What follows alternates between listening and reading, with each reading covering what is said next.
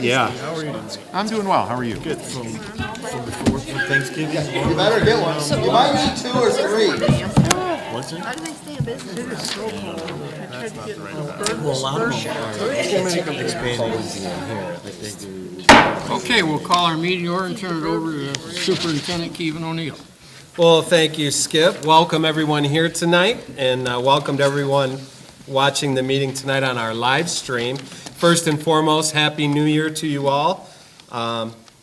We certainly know that winter has finally arrived, even though next week we'll be dealing with rain.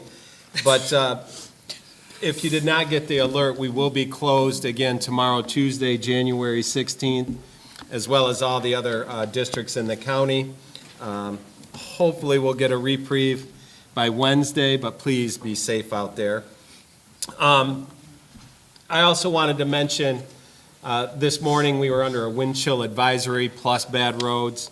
Tomorrow morning we will be under a wind chill, we were under a wind chill warning today. Tomorrow we're going to be under a wind chill advisory plus the poor road conditions. That determined our call for tomorrow. I just wanted to address the trustees tonight. Since this is our first Board of Education meeting in 2024, we will need approval to have Skip serve as temporary chairperson to convene this meeting through action item IVA.1. Will require motions. So moved. Support. Moved by Tina, supported by Carol. All in favor? Aye. Aye. Aye. Opposed? All right, motion carries. I forget, you're not used to doing that. No. If I ever get in that role, I'll have to practice, that's for sure. Amazing how you can sit in meetings for years and when you have to do one. Yeah, I did go blank there. Apologies. Thank you for that. Like to start out, January is School Board Recognition Month, and I'd like to take this opportunity to thank all of you for your service and dedication to governing Vicksburg Community Schools and serving our community to ensure that our precious students receive the best education possible in the safest and securest environments. So thank you so much for filling these important roles. On behalf of the entire VCS family, thank you. Included in the packet tonight is the certificate of proclamation from Governor Whitmer that proclaims January as School Board Recognition Month. Thanks for all that you do. Also, in front of you, you have a gift for the month, so if you get a chance, if you'd love to open it up right now and show everyone your gifts, that's fine. But if you'd like to wait, that's okay too. And thanks to Amy for her excellent wrapping job. Yeah, you're gonna be able to get them out. Oh yeah, she's got it. We need a scissor. Stanley from Target? No. Oh, nice. Not waiting mine. Awesome. You can beat people down. Combination is. Thank you. Keys to a new car. Or an old bus. Once again, thank you, Board. Your leadership, dedication, and support is greatly appreciated. I just want to make a comment. You know, I think we all feel the same way. It's a pleasure to be on the school board here in Vicksburg, and it's because of all our staff, our school family, our employees, the administration, and everybody else. So we are blessed because we have a real team concept in Vicksburg. And so it makes the job as a school board member a great job. All right, thank you, Skip. I'd like to take just a moment in your packet tonight. Bittersweet. We're losing somebody who is really dear to our hearts here, and he'd like to address the board tonight. So I'd like to turn it over to Rick Place for a few words. Yeah, I appreciate you letting me speak. I just wanted, so I'm former principal, Rick Place. As of last Friday was my last day, and moving on to a new role, and I'm really excited about that, but that doesn't change that how hard it was to make that decision and to leave. This district is unique and it's special, and the opportunities I had here are amazing. And so I wanted to take a minute to thank you guys, because all of that happens, all of that cool stuff at Pathways happens because of the support that you guys give it. And over the years, the support financially and emotionally and just showing up and making sure that those kids know they're important. I can't express in words how much that means to me. So I'll be gone, but I will be around. But I'll be at graduation, so hopefully you guys can make it there February 7th, 6 p.m.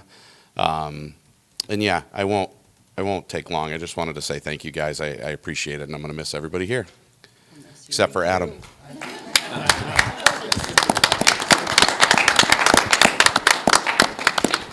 Rick, I just want to say that you gave the job more than 110%.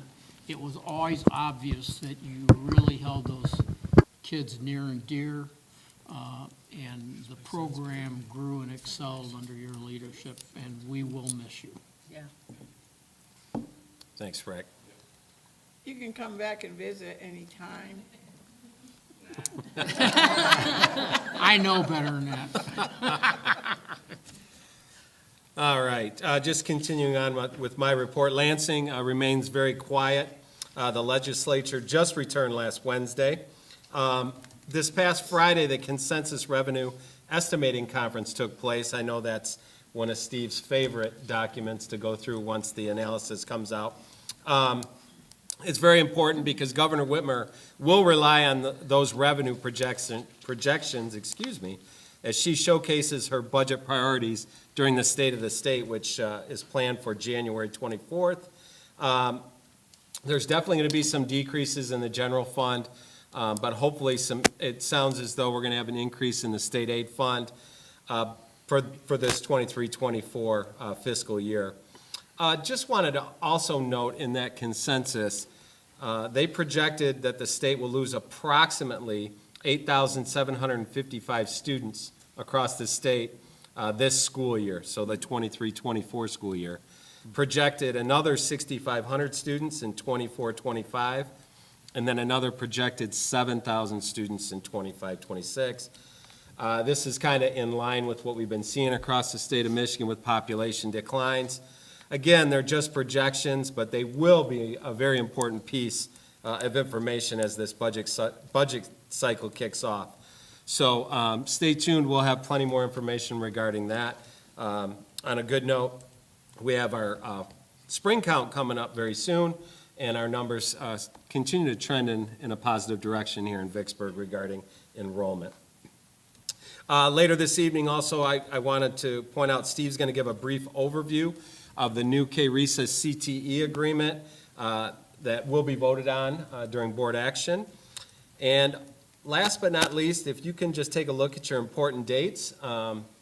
Very, very quiet month in January as we're wrapping up the semester. Hard to believe, but next week, right here in this building, the high schoolers will be taking final exams. And so the first semester officially will end next Thursday, January 25th. And then Friday, the 26th, will be a records day for our staff and no school for our students. The no school for our students is starting to become a trend. We'll Yeah. be back in session by then. Yeah. So looking ahead, the second semester officially will begin on Monday, the 29th. And then we'll be talking about February. Hard to believe. But just a couple highlights. Early February, we have the VMS VHS Choir Concert pre-festival. That'll be on February 6th at 7 o'clock. And then, as Rick said earlier, our winter graduation for Vicksburg Pathways will be at 6 p.m. on February 7th, and that will be held in the middle school gymnasium. So make a note of that. February 7th, 6 p.m., middle school gymnasium. How many graduates are you expecting this time? Attending, I'm not 100% sure, but No. probably close 16, 17. Okay. So for spring for us, that's a lot. He knew the exact number a few days ago, but he's forgotten already. No, they haven't had a school day without me yet. It left with Friday. That's true. That's kind of scary. Kevin, Yes. Where are we on finding a new principal for Pathways? Oh, great question. The application window just closed Friday, So we're reviewing those applications. We're hoping to finalize either interviews or having a conversation with our candidate before the end of this week. Okay. I Thank you. will definitely keep the board posted on that. One candidate? Say that again? You said, Oh, no, if we appoint, or if we're looking just to hire one candidate. No, we've had 10 to 12 applicants, I believe. oh, good. Yeah. And it's ironic that Charlie's up there on a temporary basis at the other end of the hall where he was once the suspension room supervisor. Yes, yes. Charlie's back, and we're happy to have him. Yeah. And with that, that will conclude my report. Thanks, Kevin. Thank you. So Charlie's serving as an interim principal Correct. at Pathways? Okay. Yep. Okay, Steve, CTE agreement, budget and finance report, and investment holdings. Okay, I've got, 3 items to quickly go through this evening. Included in your packet is a draft of the updated CTE, or Career Technical Education Consortium Agreement. This would replace the existing agreement that's been in place for many, many years. And the agreement will be effective for the opening of the center in the fall of 2025. And so this is just a necessary step to go through to prepare for that transition. There are a few things that are a little bit different, but I would say, for the most part, the general concept that the county's been operating under is continuing, more or less. It's just kind of an update to reflect the fact that there will be a centralized campus. And so, each of the accounting will be a little bit different because school districts generally won't be hosting programs like we are today. Just a reminder that, the state aid membership stays with the district. So for all Vicksburg students that participate in career and technical ed, we continue to collect the foundation allowance. And costs will be allocated out on a student hour basis. And so we charge kind of actual costs for that. One thing that'll be a little bit different is the available slots will be allocated between the districts. And, all the calculations that have been prepared to date are more or less just for modeling purposes because they'll have to be updated for 23, 24, and 24, 25 participation. But generally speaking, it appears that we should have more or less an equivalent number of slots. Some districts will go down. We may go down just a little bit, but again, it's too early to say for sure. Some districts will gain a lot, some will lose some. So I think for us, it's not going to be a huge impact at this point based on the numbers I've seen so far. Districts will also have a commitment to fill 80% of their slots. So, some of those, it's going to be kind of interesting to see how those play out, but I know that, the CARISA and superintendent leadership wants to, remove any barriers from districts or temptation to not fully participate in the program for the benefit of their students. And so, some things like student transportation will still be a responsibility, and we are essentially committed to 80% of our slots. Now, I don't think that'll be any concern for Vicksburg schools, because we've always had robust participation with CTE, and I don't see that changing. But it's difficult today to say exactly what the budget implications will be. I know that in general, we would expect there to be stable to a reduction in costs. I think, based on the, again, preliminary calculations, it appears that we would see a reduction in our net cost, so that's a good thing. But again, we'll just have to see how that all plays out over time. All right? Since they're going to a central location, at that point in time where we have like 2 runs a day, I noticed the time schedules were set up. Yeah, I can't say exactly, but I think, how many bus runs we're going to have, but we'll be figuring that out. We're providing transportation today, and I think the benefit of it being at the center is, currently today there's kind of a hub system where students can get dropped off, and Karen, if I misspeak on anything, let me know. The transportation will be more direct, and I think that'll be good for everybody. But we will be transporting as we are today. Do some of our students drive themselves? now or not? I believe Absolutely. that's true, yep. You know, so that might eliminate that too, I'm guessing. We have bus run, because they named the two session times. Correct. So I just see them leaving and coming back, and then another group leaving and coming back. So I don't know Yeah, if as that to whether simplifies students will things choose or to not. drive or ride a bus, I can't say, but I imagine for all the reasons that people choose to drive today, they'll probably still choose to drive, It'll so. probably be the same percentage. You know, I don't think that's gonna have a major impact on how we operate either way, so. yep. When I read the agreement, I didn't totally follow what they're gonna do with the open slots if a school system doesn't fill them. It looked like was it gonna go into a pool? Correct. Yeah, yes, Okay. yep. And then there'll be the opportunity to allocate those out. Okay. Yep. Yeah, they talk about a lottery system. In the agreement, it said something along, I can't find it right now, along the lines of, our school district can't offer any classes that are aligned or similar in nature to what they're offering if we're into this agreement. Is this new compared to the old agreement? Because I'm not familiar with that, and are there any classes that we offer that our students take here that would be in jeopardy because of that agreement? So a couple things there. As to the current agreement, I'm not sure if that prohibition is in there, but I would assume that it is. But the purpose of it is really to make sure that the center is able to run as efficiently as possible, and so that districts aren't starting to create their own CTE programs that, ends up being, you're creating more administrative structure and overhead, and, if you start drawing students away from the CTE center, then that could have some implications there. So I think it's really just, I don't think that's gonna have any impact on any existing programs.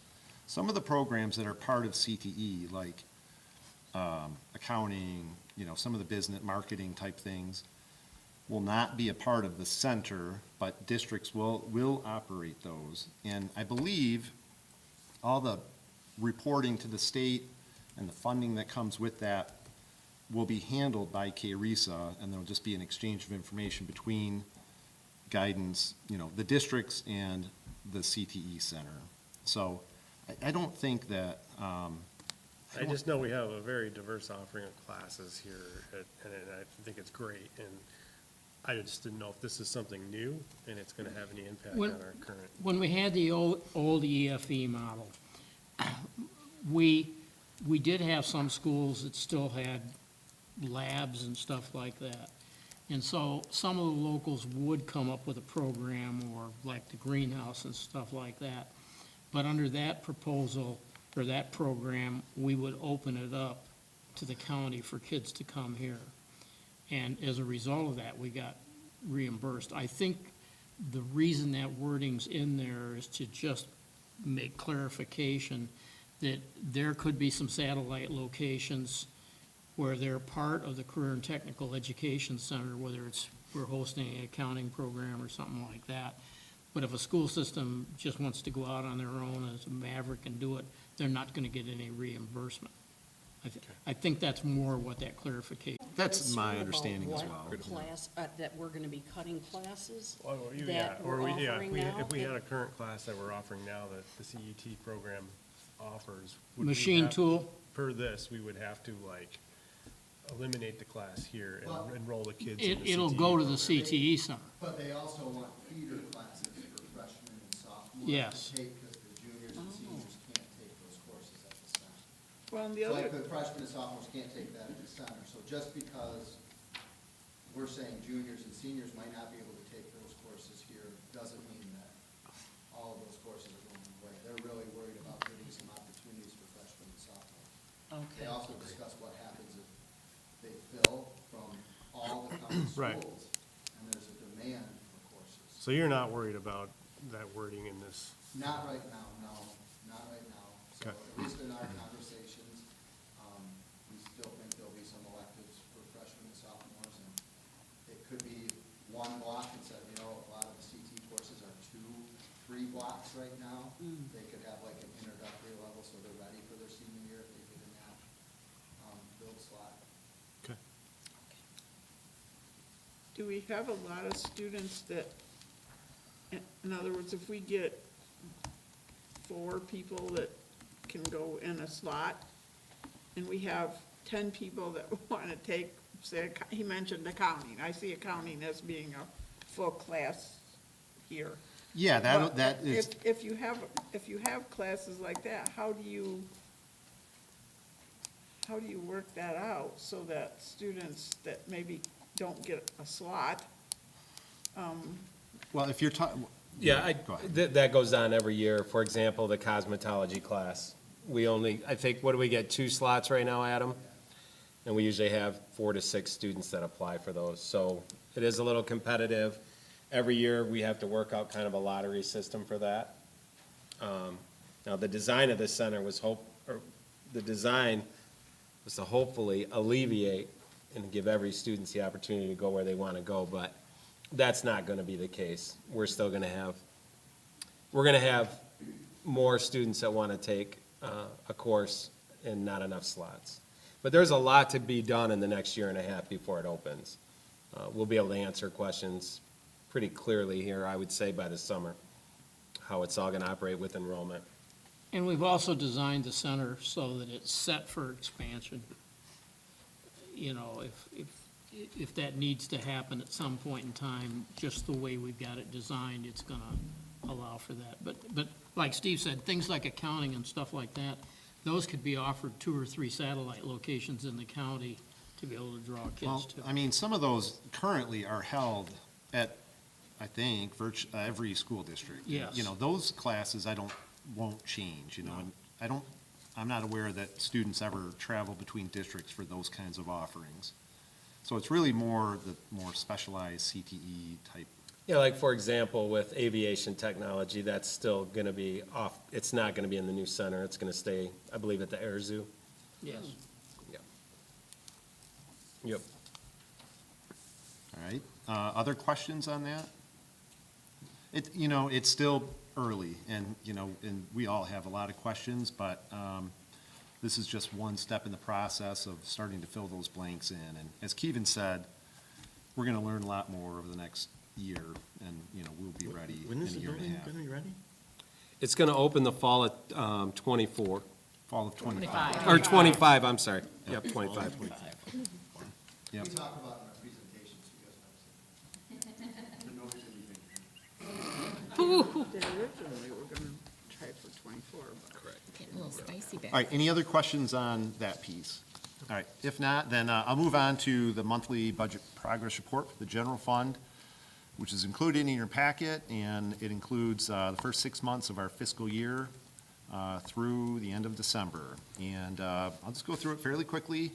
On a year-to-date basis, our revenue, we've collected about just under 31% at 11.37 million. On the expenditure side, instructional expenditures year-to-date, we're at just over 7.8 million. Support services, there's a breakdown there that you can read in the packet. I won't go through those individually, but support services stand at 5.5 million. And then you can see smaller numbers down below for athletics and community services. So on a year-to-date basis, we've spent 14.04 million on revenue of 11.37 million. And so just at this point in the year, and this really is the point in the year where we're at the lowest as far as our overall cash flow, we have spent 2.67 million more than we've taken in. But that's, that's a predictable timing difference. We've got adequate reserves, so there's, no need for cash flow borrowings at this time. And you'll see that shortfall typically start to shrink, reverse and get smaller as we head through the second half of the year. All right, second page of that report breaks down expenditures by object code. And you can see that salaries and benefits, which account for over 80% of the general fund budget, stood at 11.22 million, or about 38% of the budget. And then you can see there is a breakdown for purchase services, supplies, capital outlay, and other. So again, total expenditures year to date, 14.04 million. Are there questions on that? Only question I have is, December 31st is kind of a clean break, comparing one year to the other. And we seem to be a little bit ahead of last year, percentage-wise. Yeah. You know, $1.5 million over than what we spent last year, and then, you know, about almost 2% ahead. Is there any? Yeah, there is, you know, there's still a fair amount of timing differences that you see throughout the year. We do know that the preliminary budget will get revised upward on both the revenue and the expenditure side. So I know when I look at, you know, like, I think we talked about this last month. If you look at, on the second page of the report, if you look at benefits year-to-date, first of all, you see that salaries are projected to go up by a reasonable amount, and total benefits actually go down. And part of that is related to some of the funding that comes from the state and then is passed through the district to the retirement system. You know, last year, you know, the year-to-date figures last year, you know, we had received a significant amount of that revenue. We hadn't recognized the expenditure yet. And so as a result, you end up with, you know, at this time last year, we had spent just under 32% of the benefit budget. But the final numbers, which didn't get recorded until later in the year, included almost, well, between 1.5 and 1.6 million of expense that, you know, that accounts for, you know, over 10% of that budget. So when you factor some of those things out, it's much more comparable.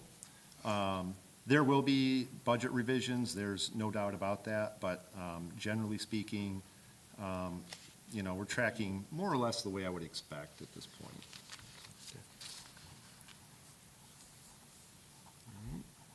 Any other questions? All right, if not, then the last item is just a quick look at the district's investment holdings as of December 31st. And as we've talked about, most of the investments are related to our bonded construction funds, and, you know, the list and the dollar value of investments there continues to decline. And it will continue to decline until we issue Series 3 of the bonds that were approved in 2020, which will happen. You know, I've had a few conversations with the law firm and our financial advisors. We're going to look, you know, preliminarily, I would expect those bonds to be issued late spring, and probably I would fully expect them to be issued prior to the end of the fiscal year. And at that point, we'll continue to work with PFM. Those bond proceeds will be invested, and you'll see that balance go back up. But as of the end of December, the 2022 Building and Site Fund had, at market value, just over 7.1 million in investments. And then we also, we have funds in the district's debt service funds that will sit there until the next principal and interest payment, which happens May 1st. So we have funds invested there. We talked about that last month. We have like a 5-month term investment at 1.75 million that earns interest at 5.62%. So I think we probably won't see quite that good of rates going forward as things, it appears that we've kind of leveled off, and the expectation is that we'll start to see some rate cuts later this year. Finally, the general fund had just under 3.4 million of funds invested at December 31st. You can see the interest rate information there. We're doing well on all of those. So, any questions? Okay, if not, then that will conclude my report. Thanks, Steve. Thank you. Okay, Vicksburg High School Annual Report, Adam and Matt. All right, you guys, can you see this screen there? If you want to, you can either look at that one or you can sit in that front row just to see everything. So it's totally up to you. Like we always say, if you have a question, ask it right then and there. I used to tell my math students, I don't want you to think about the question during the whole entire lesson because now you're not paying attention to the lesson. So if you have a question, just raise your hand throughout the presentation. We'd be happy to answer it for you. Good evening and welcome to Vicksburg High School. Tonight's presentation is titled Creating Connections and Unlocking Potential. I know everyone's seen this slide before at VHS. We always start with our mission and vision. Our mission is to maximize the success and potential of all students, and our vision is all students will graduate college and career ready. As always, we have a lot to celebrate here at Vicksburg High School. U.S. News and World Report once again ranked us one of the best high schools in the country.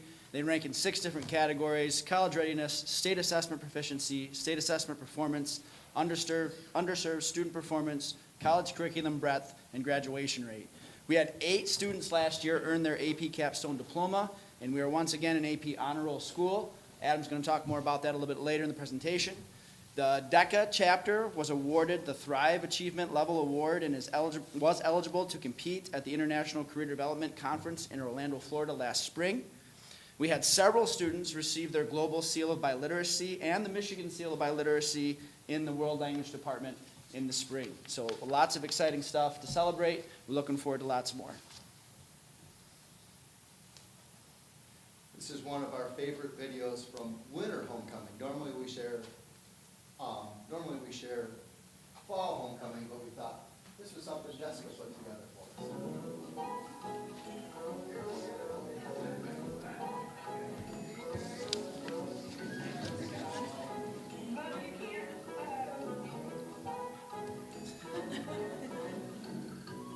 Yes, that was a motorized cooler.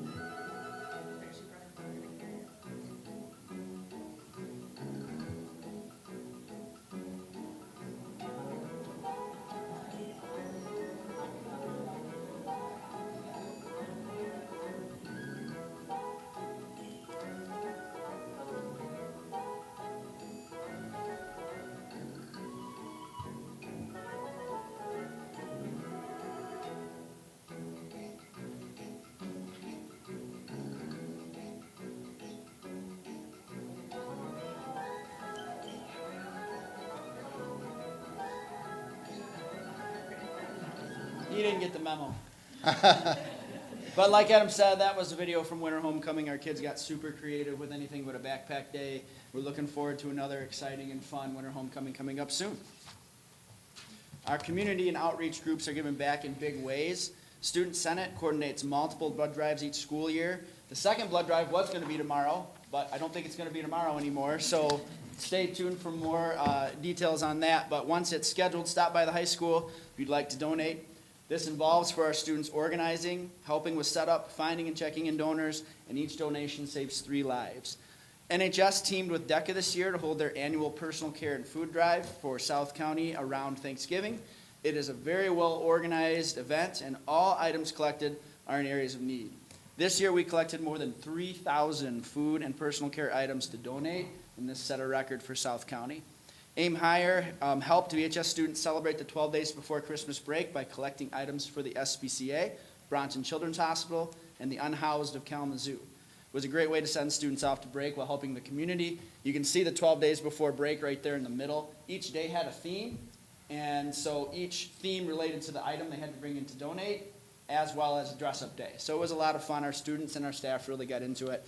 And again, we hope we can continue to give back in big ways. Last spring, we had our first Senior Day of Service. This was a time dedicated by our senior class to give back to the Vicksburg community.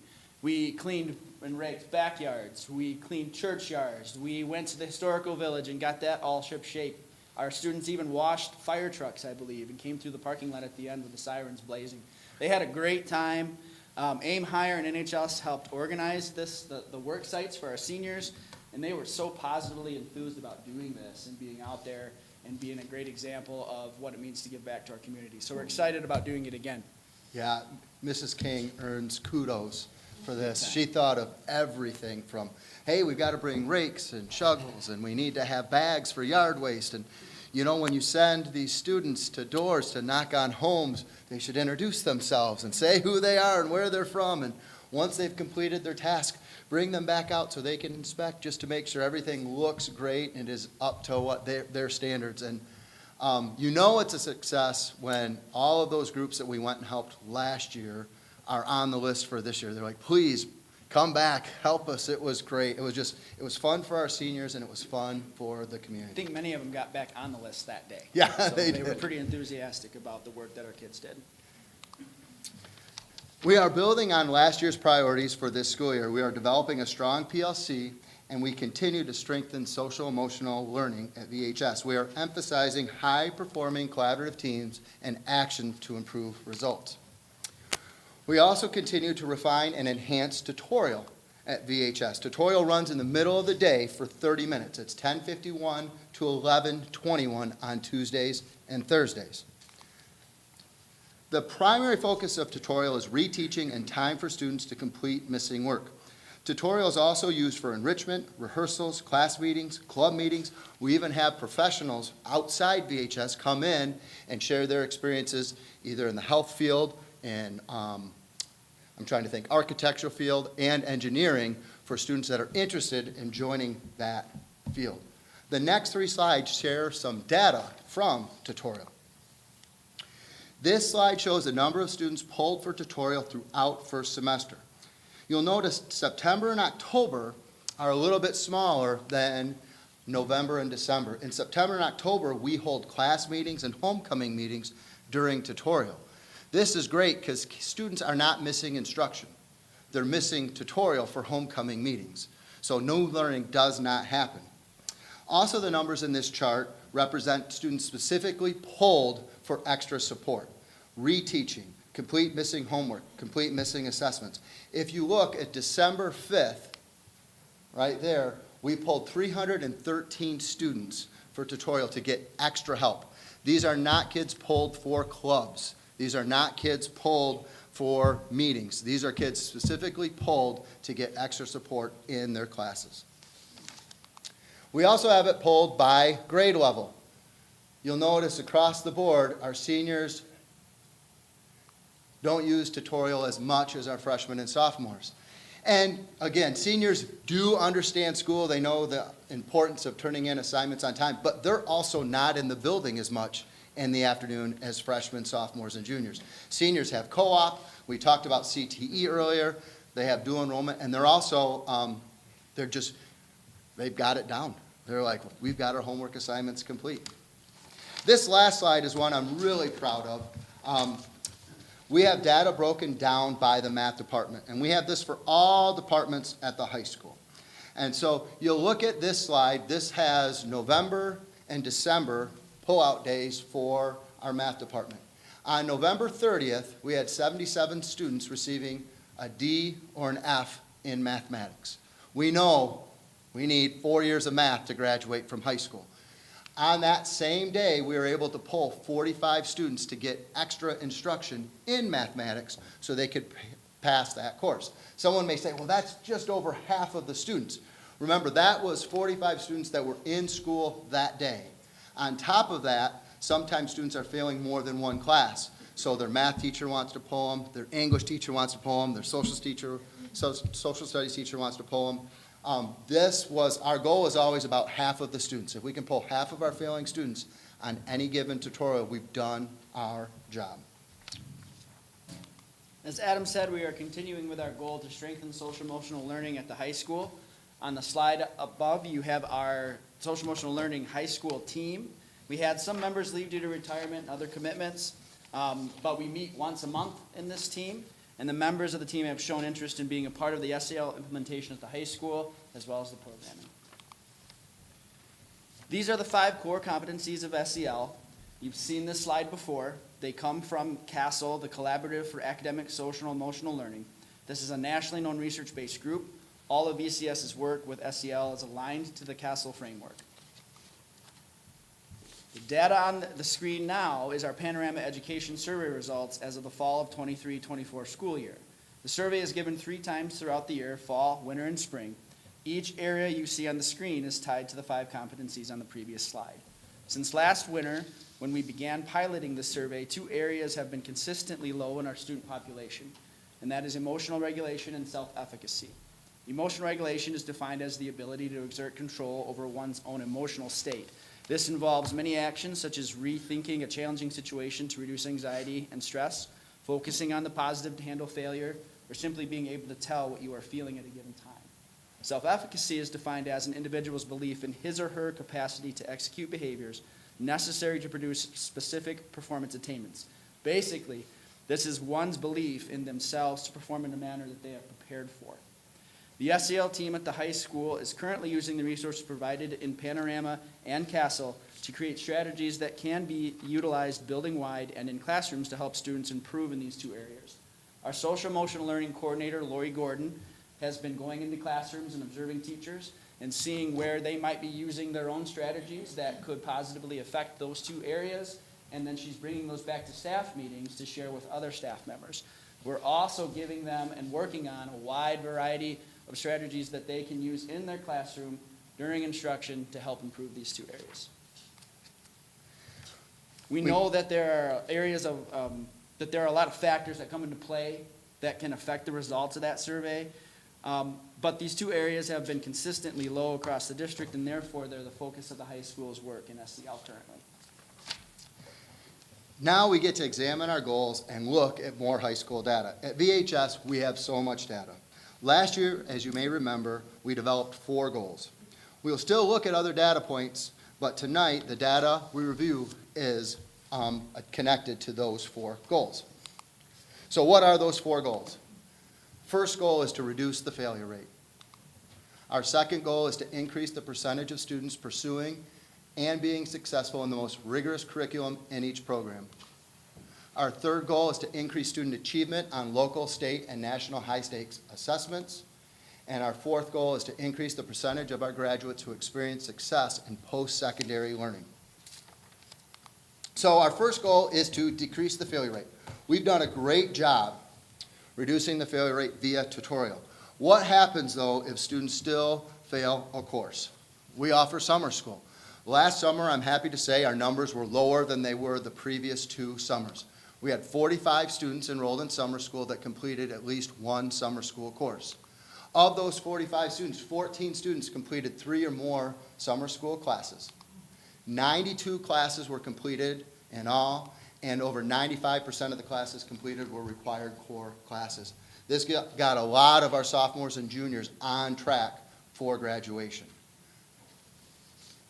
This coming summer, we are hoping to have learning camps for math and English. We want to teach students skills to pass upcoming classes instead of waiting for them to fail. Our second goal is to increase the percentage of students pursuing and being successful in the most rigorous curriculum in each program. This is where we focus on AP and CTE enrollments and passing rates. We are excited to open the new CTE Center in the fall of 25-26. It is going to be a valuable resource for our students. Students will be able to study in the fields of health science, STEM, construction trades, and automotive technology, all in one building with state-of-the-art equipment. We cannot wait for this center to open. Every time I drive by it on Sprinkle Road in 94, I think, wow, it's getting closer and closer and closer. It's hard to believe, but 5 years ago, we introduced you to AP Capstone. This is our 3rd group of AP research students. These students, along with their teachers, help lay the foundation for AP Capstone. I am so excited to share that we've been awarded AP Honor Roll for the 4th time in VHS's history. To achieve AP Honor Roll, you must attain the following benchmarks. Set a college culture. At least 40% of the graduating class must take at least one AP exam. Earn college credit. At least 25% of the graduating class must earn credit in at least one AP exam. And then college optimization. At least 2% of the graduating class must take 5 or more AP exams during high school. As Matt said earlier, we also had 8 students earn the AP Capstone Diploma for the class of 2023. The AP Capstone Diploma is granted to students who earn credit not only in AP seminar and AP research, but they also need to pass 4 other AP exams. So you may ask, what are our students researching? Here are some fun things they're researching. Allison researched nanosponges versus cisplatin in lung cancer treatments. Patrick, the better alternative for a healthier workspace, why squatting desks are superior to standing desks. And Grace, the depressed design, identifying physical design traits in the appearance of video game avatars of depressed gamers aged 18 to 29 in the United States. As you can see, there's a lot of variability in these research projects. Students state while the class expectations are difficult, they are better prepared for college. They feel better prepared for college, but what does the research say? Well, there are many benefits of AP. Students are more likely to succeed in college when enrolled in AP classes. 85% of colleges and universities report that a student's AP experience favorably impacts the admission decisions. You're starting to see colleges that are not necessarily requiring SAT scores. This is when they're really looking at transcripts for high school seniors. How many AP classes did they take compared to how many are offered by the high school? Research also shows students who receive a score of 2 on their AP exams are ready for college work. Students who take AP courses and exams are much more likely than their peers to complete a college degree on time. Currently, we have 19 live AP course offerings. I think when we talked to Gull Lake, they said 7. Seven We've got or eight, seven, yeah. 7 or 8. Next year, we will offer AP pre-calculus. This will help students better prepare for calculus.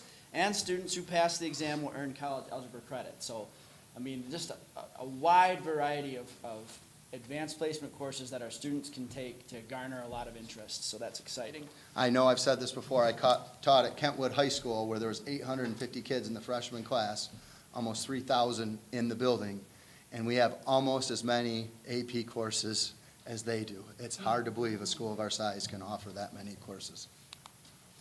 Last year, VHS students passed 54% of AP exams. Currently, we are administering 314 AP exams this spring. We still need to sign students up for AP Economics and AP Psychology, thinking at least 40 to 50 more AP tests and 110 more enrollments. So this year could set a record for most AP exams taken by VHS students. And this is just a testament to our commitment to AP for all. More students taking exams means more students taking and passing AP classes, which is an exciting development. So 54%, that's the AP exam. Yes. How does that correlate to the AP class and the grade the kids are getting?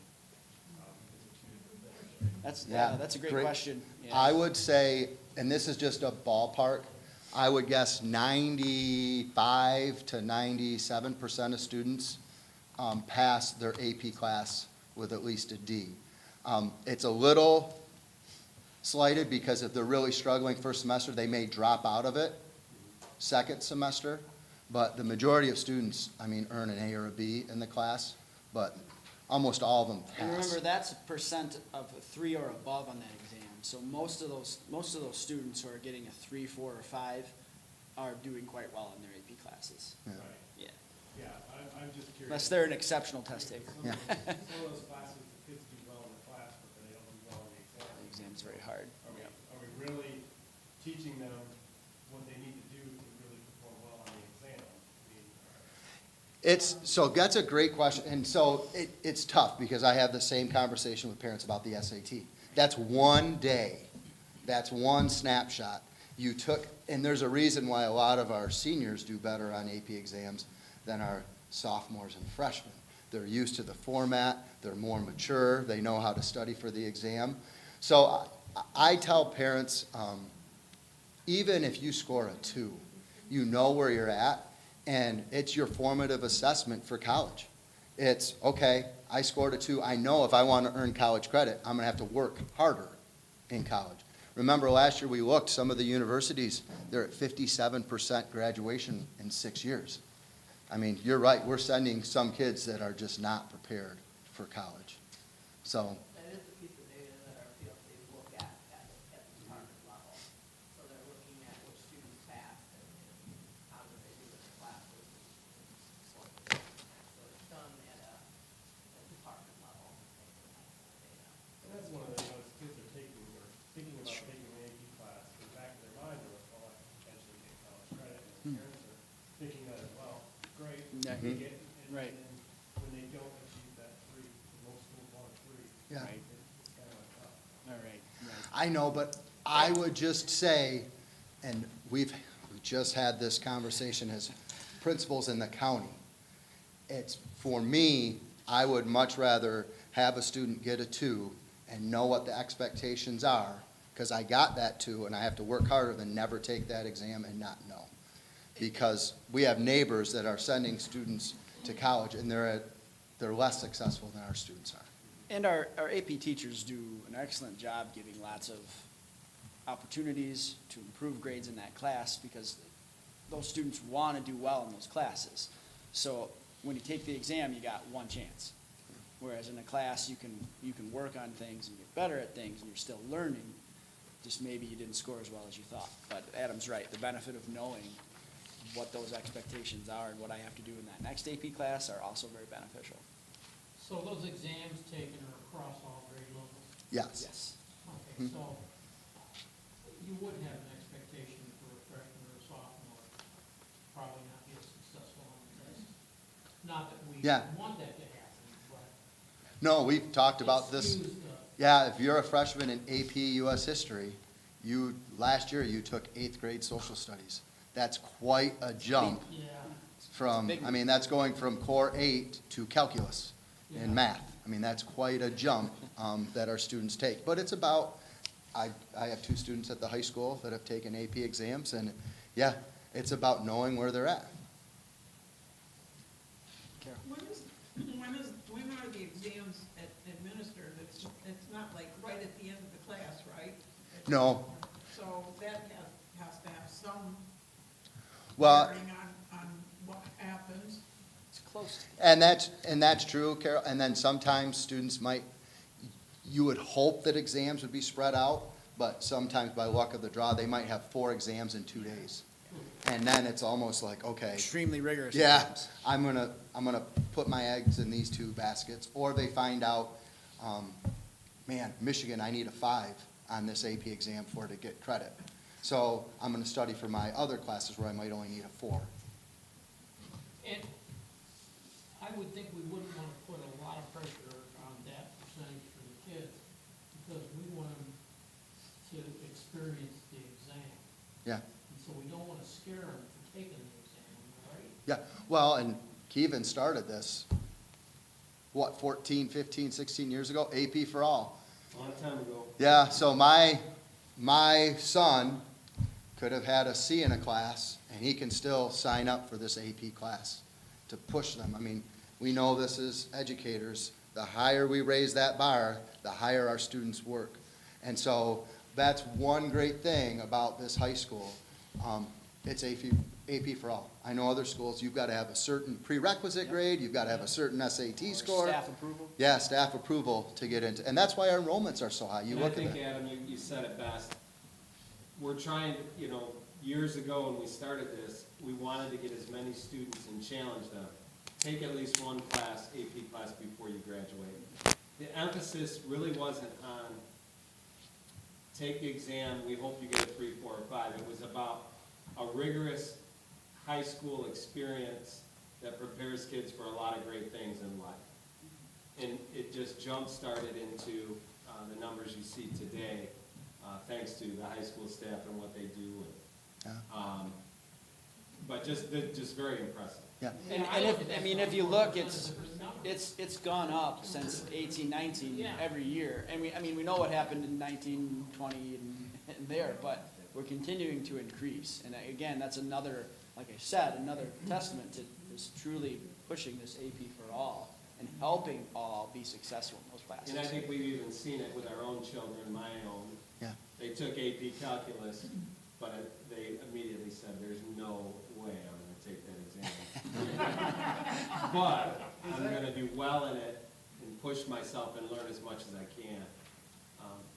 And be okay with a B or a C. Yeah. Can that have a negative effect, though? I mean, if you're being selective in who you're putting in those classes, does it allow the teacher to go and teach at a different level and prepare those kids to knock the exam out of the park?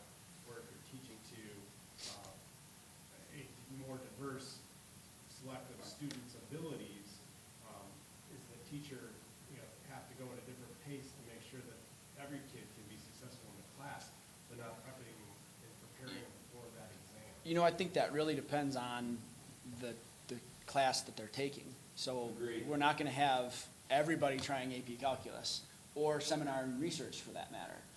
But, you know, US history, AP US history is a good place to start. You maybe see where your abilities lie and what you need to work on. So, again, it provides that opportunity that if we had prerequisites, if we had staff approval, that those students, they wouldn't have that opportunity to go, yeah, I really need to improve in my analytical reading, or I really need to get some help with, writing to prove an argument. They wouldn't know those things. So for me, that benefit outweighs we do have to teach more to different abilities, and that might slow us down a little bit, but at least our students will know, I need to work on this. Without that, you might not have that opportunity. Well, and most of them are freshman college classes. That's where you get credit. Right. At Grand Valley, I was with 300 other kids in psychology. So I think it prepares them for college too, because not everybody's going to be there that's motivated for college to be in that class too. I am, as a math teacher, it's awesome to see 347 enrollments, 42% passing rate. This will probably end up being 560, 570, so almost, not quite double, but we're gonna have a higher percentage. And I think, Ron, that's what's surprising to me. If we would have gone back to 13, 14, said we're gonna double the enrollments in AP and also increase the percentage of passing rate, most people would say, wow, that's impressive. And our teachers do a fantastic job of getting our students ready. And our students do a great job. AP has done AP Classroom gives you the materials that you need to be successful as well. You know, I just want, and you mentioned it, even when you were high school principal, you really pushed us as a board on AP and the importance of it and everything else. And it has really shown success with regard to that. And I commend you guys because you didn't just maintain it. You increased it, you improved it. And it's just been a great transition and everything else. And I know I always enjoy graduation when I see those kids coming across, have 1 or 2 years of college. Yeah. I mean, I didn't have anything like that available to me. Well, and so we were talking about this. We had basketball before Christmas break, and a lot of our seniors, now they're freshmen in college, come back and say hi to us. We've got them at Tennessee, and we have them at Georgetown, and we have them at Western, and they're just telling us yes, college is hard, but we're prepared. And that's something that I just love to hear from our students. And I think I just add to the high school leadership and staff, the equitable opportunities that are in this building and all the different paths that students can go down curriculum-wise, and being challenged and pushed. I commend what's been going on and the data shows. So congrats, this is Phenomenal. it's really good numbers. This next slide is even better. This has our SAT average. This is great. So this is the class of 2024, our current seniors. They took the SAT last spring. I'm going to throw a couple different things. We've got composite, all right, we have college ready, and then we have proficient. And so we're going to talk about college ready and proficient. So we had a composite of a 1031. The state average was a 954. If you look at our college readiness, and this goes back kind of like AP, college readiness means if you score a 480 on the EBRW, the English section, you are likely to pass a freshman English class. If you score a 530 on the math section, you are likely to pass a freshman math course. So 75% of our current seniors passed the English section of the SAT, 43% of our seniors passed the math section. You compare that to 51% and 29% of the state. Overall, 43% of our students were college ready in both math and English, which is quite high, especially since COVID. Now, we don't always like to compare ourselves to the state. We like to compare ourselves to similar high schools. So you guys remember this. These are the 30 closest high schools to Vicksburg High School by the demographic calculation offered by the state of Michigan. It looks at the number of students enrolled, the student-to-teacher ratio, the percentage of students receiving free or reduced lunch, and the amount of money the school spends per student. So these are the 30 closest high schools to Vicksburg. There are 4 schools, Plainwell, Paw Paw, Otsego, and Edwardsburg, that are also in our conference. How do we do compared to those high schools? This is where we move over to proficiency. The state of Michigan, for the M-STEP, which is the SAT for juniors, measures proficiency. 55% of our juniors last year, our current seniors, were proficient on the SAT. You compare that to the state average of 38, and those 30 similar high schools were at 48. So we are 55 and they were 48. These are great high schools. Spring Lake, Forest Hills, Eastern, Coopersville. I mean, I would send all of my kids to these high schools. And so for us to have an average above their average is great to see. Next, we're going to talk about college readiness, because that was easiest for me to find. How did we do compared to the Wolverine Conference? So our college readiness rate, I told you, was 43. It was actually 42.7% of our current seniors were college ready on the SAT. The only school that was higher than us was Edwardsburg, and they were 43.6. So not even a percent higher. We're talking a handful of kids higher. Below us was Plainwell, Otsego, Paw Paw, Niles, Sturgis, and Three Rivers. So our seniors did a great job on the SAT. If you compare that to Kalamazoo County, same thing. We were at 42.7.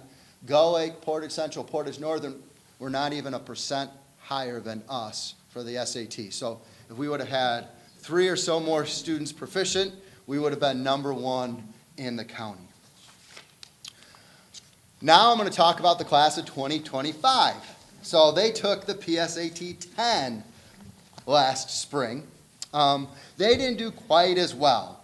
And so the SAT is changing. It's going to a digital format.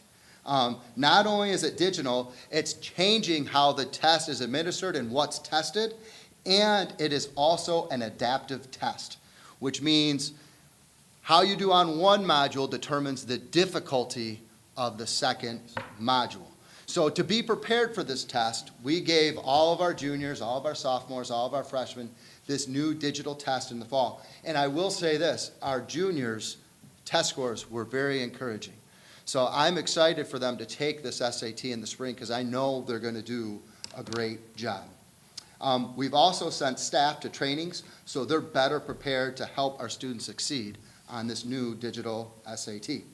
As you have seen and heard, all that we do here at VHS is directed to that end. We are creating connections to our community through our outreach programs and groups. We are unlocking potential in classrooms by challenging our students academically while providing them opportunities to explore their interests. Our culture here at Vicksburg High School consistently points to our building our students into successful and happy young adults. What questions do you guys have?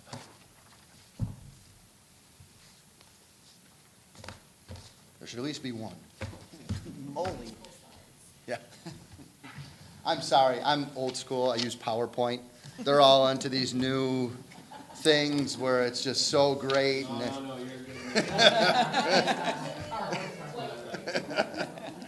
So Actually, I think, I think you guys gave us a thorough enough presentation that we don't have questions. At least I don't.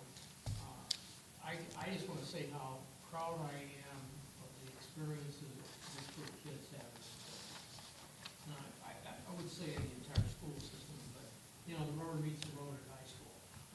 And I feel very comfortable with that. And I think you and the entire staff should be commended with that. We really do care about kids around here. There's not a doubt in my mind about that, never has been. And I think that's one of the things that makes us so successful. And I think make our kids successful. And it's about challenging kids, because life's a challenge. And I'd like to just comment, as we went through all the schools, I just love this theme, and seeing it again tonight at the high school. just giving back to the community and building that, you know, that connection between the schools, our staff, our students, and the community. It's just, it's outstanding to see. Out of every building, obviously we saw the high school tonight.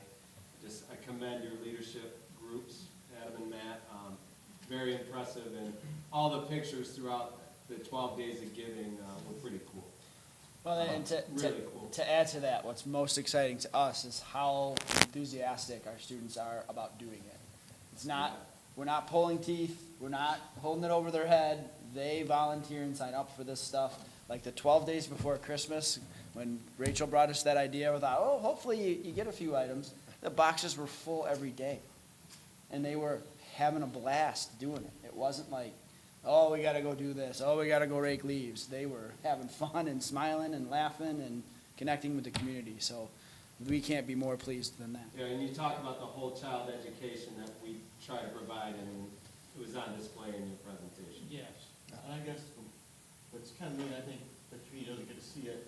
We get to go to all different schools and see the feeders of the elementary schools, go to the middle school, all the success there. So the community gets to see the rewards here, and it shows compared to other schools. And I think as a testament, just how well the entire program is working. I think it's, you know, Absolutely. applauding that everybody involved, right from elementary all the way, we're feeding, we're building upon it, and it shows in the results. And I think the community can be really proud of what you guys are doing. The results are there. They're there. And the community is noticing this too. My husband worked at the historical village, cleaning that up, and that's what he talked about when we came home from that, is how enthusiastic the students were. And it wasn't like, you know, when can I leave? They just were, No, it was- he said, their attitude was unbelievable. It was the opposite. What else can I do? I got all those leaves raked up, what can I do now? And that was so fun. Oh, that's good. Yeah, we've got a fantastic staff and great students and great families, and we are lucky to be here. So, We are. Feel much appreciated. you sure? It's not a board meeting without a question. I just think we're raising people that can work together, that enjoy helping other people, and while grades are very important, I was very proud of my grades, and nobody ever asked me what my grades were. It's what you do with the rest of your life. These things are all critical. I totally agree, but I just feel like giving them an opportunity to work together, they're not just in the same class, or they're not just on the same team. It's wonderful. Yeah, Yeah. there was a Burke kid running around with blood donation forms for their last blood drive, all over the place. Yeah. Did you give blood? I think she was trying to get more donations because she was too scared to give blood herself.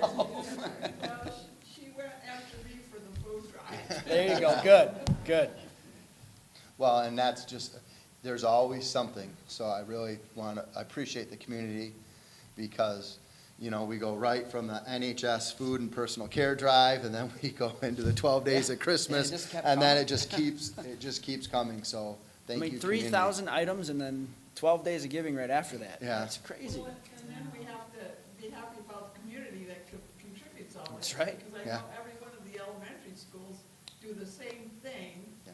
and, you know, in different forms, and our community is so generous, in trying to help people. It's just amazing. There's no place like it.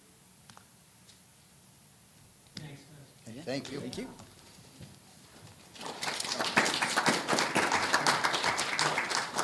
Turn my phone back on now. I know, I saw that. All my stuff fell down on the floor. She was up there.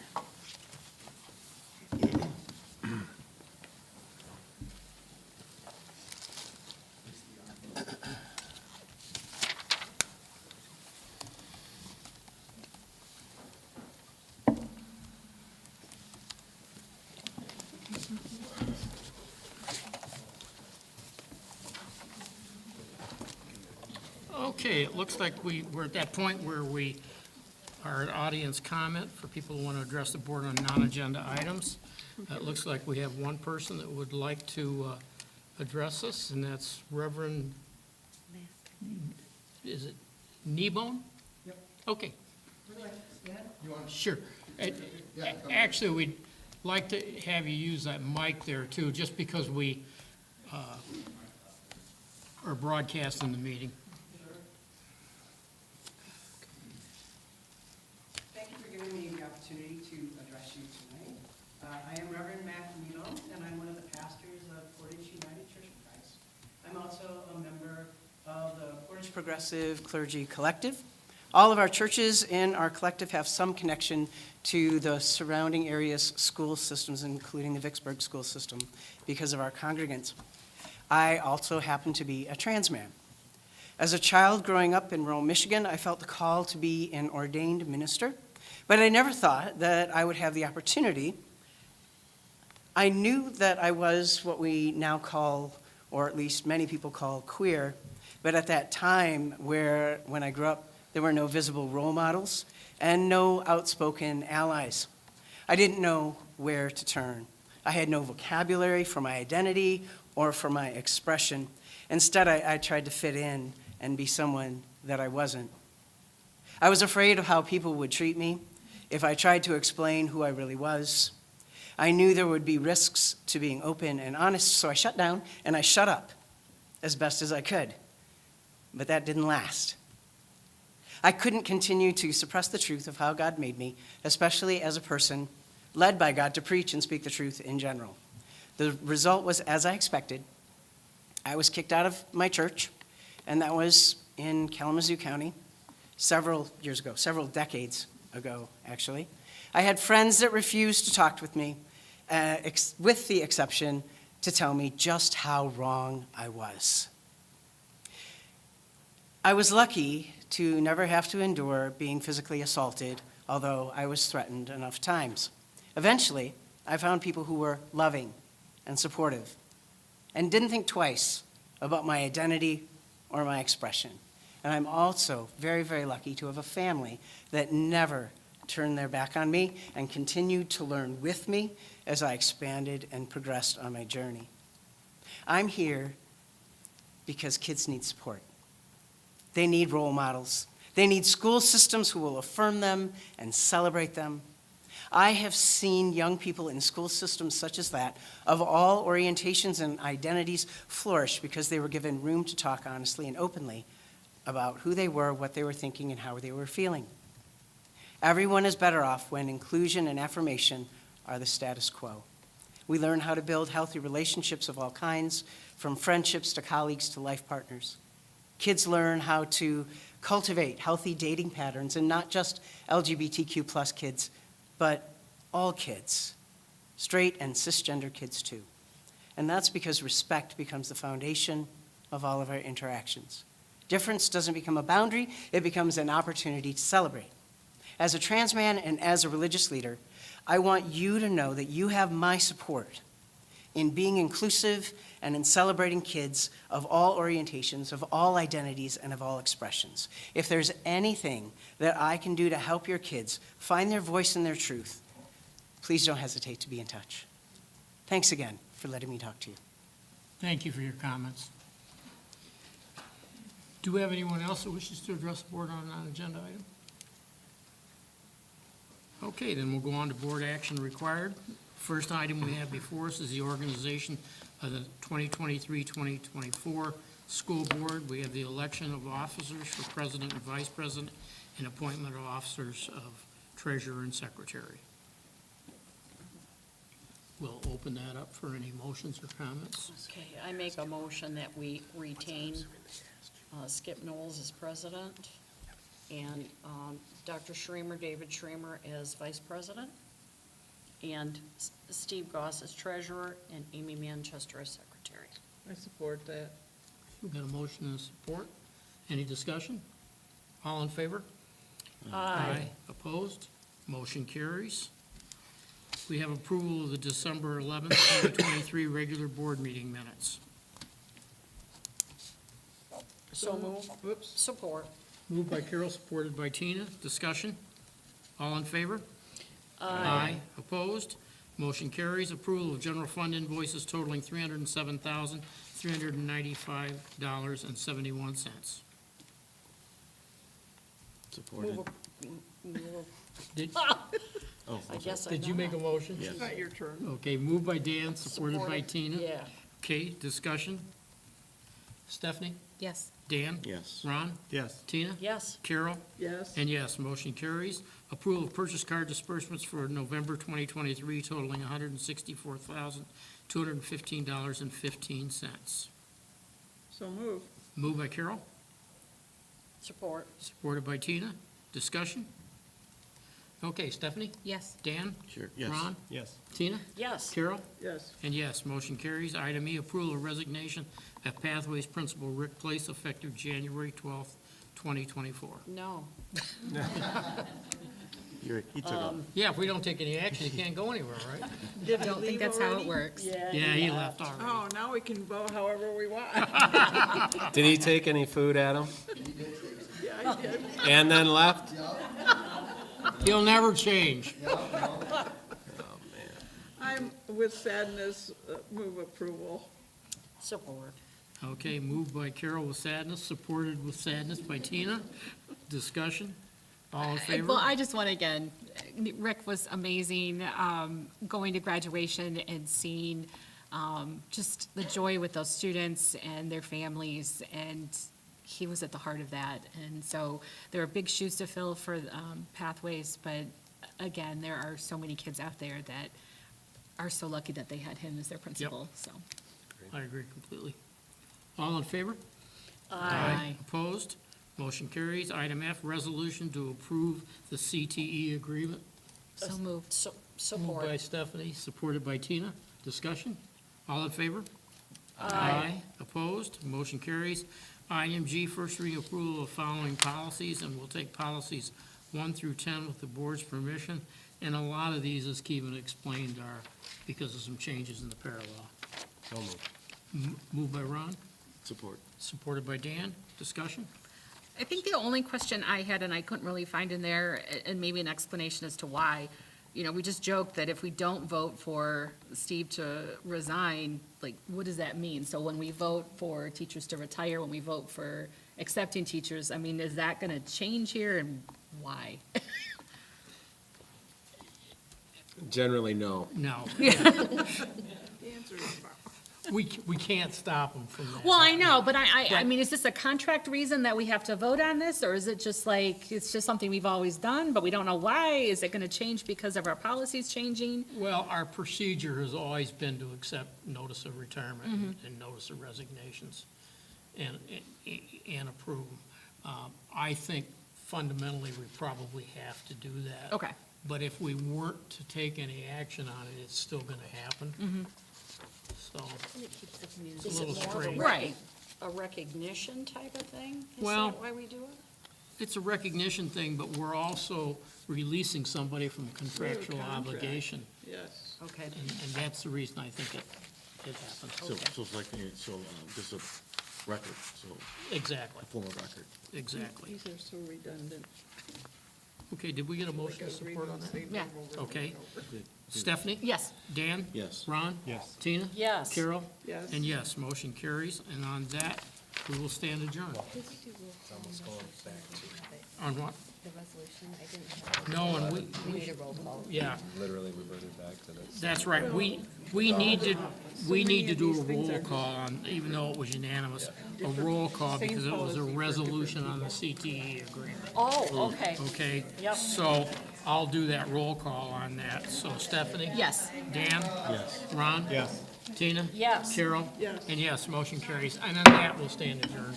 Okay. Sorry about that.